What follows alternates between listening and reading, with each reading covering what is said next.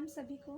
गुरु कृपा से गुरु पूर्णिमा के शुभ अवसर पर मन में एक बड़ा ही शुभ विचार आया, तो इच्छा हुई कि आप सब तक ये विचार पहुंचाई जाए। आज आप देख रहे होंगे कि हर तरफ विचार इतना दूषित हो गया है, तो इस दूषित विचार को कैसे काटा जाए, कैसे रोका जाए, इसलिए विचारों की क्रांति लानी पड़ेगी। विचार क्रांति कैसे आए, और यह जो वर्ष चल रहा है कहीं ना कहीं विचार क्रांति का वर्ष चल रहा है, स्वर्ण जयंती का वर्ष चल रहा है और सतयुग आने वाला है। सतयुग कैसे आएगा, हम सब इंतज़ार में हैं कि सतयुग आ रहा है, लेकिन वो आएगा कैसे? ऐसे समय में हमारा क्या कर्तव्य है? हमें क्या इंतज़ार करते रहना चाहिए या हम भी कुछ कर सकते हैं? पर आप सब सोच रहे होंगे कि इन सब से हमारा क्या लेना देना है, क्योंकि हम भी समाज के हिस्सा हैं। हम ये सब इसलिए साझा कर रहे हैं कि हमारा कर्तव्य क्या है। हम में से प्रत्येक के हृदय से एक ही प्रश्न है हमारा कि हमारा क्या रोल होगा इसमें, हमें क्या करना है। तो हम अगर अपने साथ बैठेंगे और गहराई से समाज को देखेंगे तो इस जो प्रश्न है इसका उत्तर हमारे अंदर से ही आपको मिलेगा कि हमारा क्या कर्तव्य है, हमें क्या करना है। आइए, ये सब बताने से पहले मैं उस महान सत्ता, गुरु सत्ता, उस युग ऋषि के बारे में कुछ संक्षिप्त बताना चाहूँगी कि वो कौन है जो विचारों की क्रांति फैला रहे हैं। पंडित श्री राम शर्मा आचार्य एक ऐसा बालक जिसका जन्म आवलखेड़ा गांव में हुआ, जिनके पिता जमींदार थे। उन बचपन से ही वो गायत्री मंत्र का जप करते थे। 12 साल की उम्र में उनकी दीक्षा हुई। 15 साल में उन्हें एक और गुरु, युग ऋषि, हिमालय से कोई गुरु आया और उनको साक्षात्कार करवाया, उनको उनकी पिछले 3 जन्मों की आभास कराए और उनको बहुत सारे टास्क दे दिए। आज की भाषा में उसे टास्क कहेंगे। उन्होंने उनको ये कहा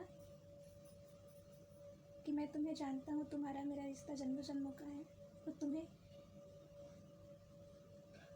बहुत सारे साधना करनी होगी, महापुरुष चरण करना होगा, अखंड दीपक जलाना होगा और तुम्हें जौ की रोटी खानी होगी। ऐसे पुरुष जिन्होंने न मीठा खाई न नमक खाया और जौ की रोटी खाकर जौ की 2 रोटी छाछ के साथ खाते रहे और 24 लाख के 24 महापुरुष चरण किए। ऐसे योग ऋषि पंडित श्री राम शर्मा आचार्य जी, जिनका जीवन काल समय का एक एक कण, परमार्थ का एक एक क्षण, समाज की पीड़ा को कैसे निवारण किया जाए, कैसे पीड़ा पतन हो, इस पे काम करने में, और कैसे एक दूषित विचारों को गलाकर सही विचार फैलाए, इसके लिए वो रात को 12 बजे से लिखना शुरू कर देते थे। एक ऐसी ऋषि मनीषी आए थे जिन्होंने लगभग 3200 पुस्तकें लिख के गए। लोगों की पीड़ाओं का पतन होने लगा, सद्बुद्धि का जागरण होने लगा, सही रास्ता दिखने लगा, विचार परिष्कृत होने लगे।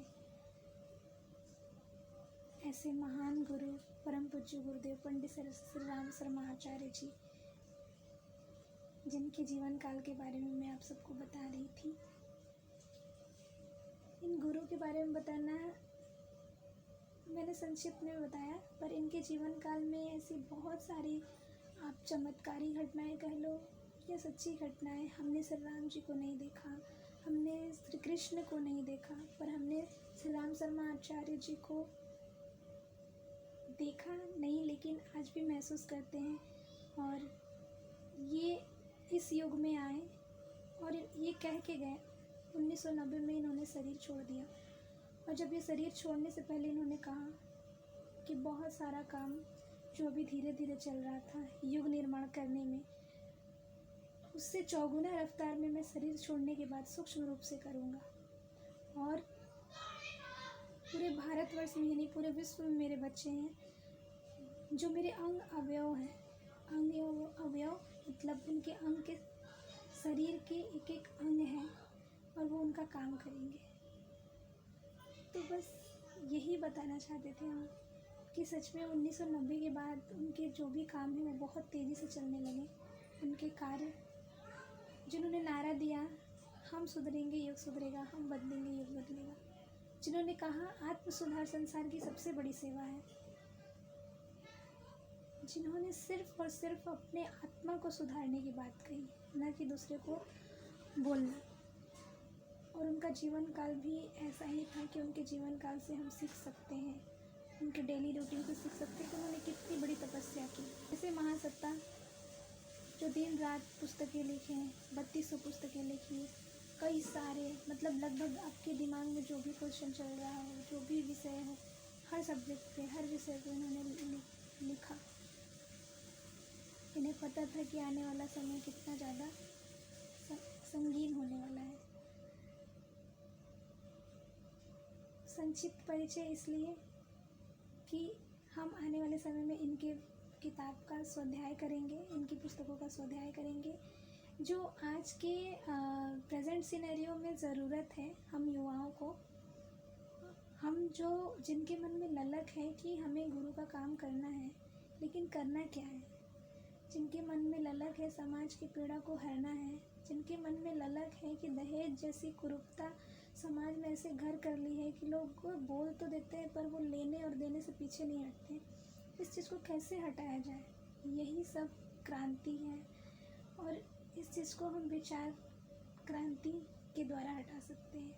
लोगों के विचारों में कैसे घुसा जाए, कैसे उनके विचार को बदला जाए, ऐसे में गुरुदेव की पुस्तक बहुत ही सहायता करने वाली है। वो पुस्तक के रूप में आज भी जीवित हैं। वो कह के गए हैं कि हमारी उंगलियां, हमारे रक्त का एक एक कण, जर्रा जर्रा इसको लिख रहा है। मतलब उन्होंने इतनी पीड़ा भरी शब्द वाक्य बोल के गए हैं कि उनके लिखने में कितनी पीड़ा है समाज के दुखों को हरने की। तो आज हम उनके अंग अवयव हैं, तो आज हमारा क्या कर्तव्य है? हम में से प्रत्येक बच्चों को उनके कार्य को ध्यान से देखना और उस पर काम करना चाहिए। कैसे करें, कैसे विचार क्रांति आए? हाँ, गुरुदेव ये भी कह के गए थे कि बेटा, जो आर्मी में रहते हैं, जो सीमा पे लड़ते हैं, वो गोलियां खाते हैं, लेकिन हमें बातों की गोलियां खानी पड़ेगी। बहुत ही भयंकर आपको बातों का चोट लगेगा। लोग पता नहीं क्या से क्या बोलेंगे, लेकिन वो सहना पड़ेगा। अगर वास्तव में हनुमान जी की तरह, रीछ बानर की तरह हमारे अंदर ललक है कार्य करने की, तो आइए विचार क्रांति। तो गुरु कृपा से मन में ये भाव आया है कि विचार की क्रांति पर हम युवा मिलकर काम करें। तो आइए विचार क्रांति हम गुरुदेव की पुस्तक को पढ़कर ढूंढते हैं कि उसमें हमारा क्या भूमिका है, हमारी क्या भूमिका है, हमारा क्या रोल है और हमें क्या करना चाहिए।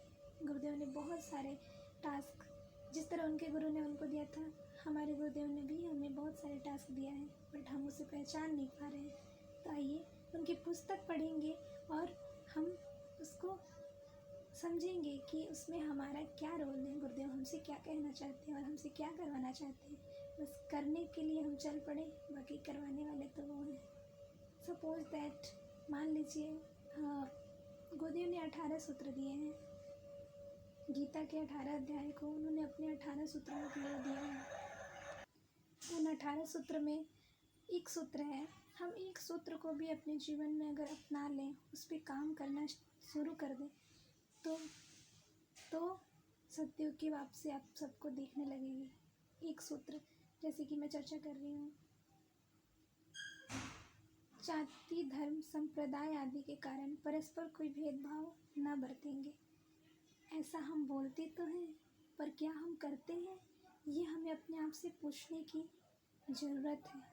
यह वो घड़ी है जिसमें हम नहीं पूछेंगे, जो इस महासत्ता से जुड़े हैं वही यह गलती दोहराएंगे, तो फिर गुरुदेव का क्या काम किया हमने।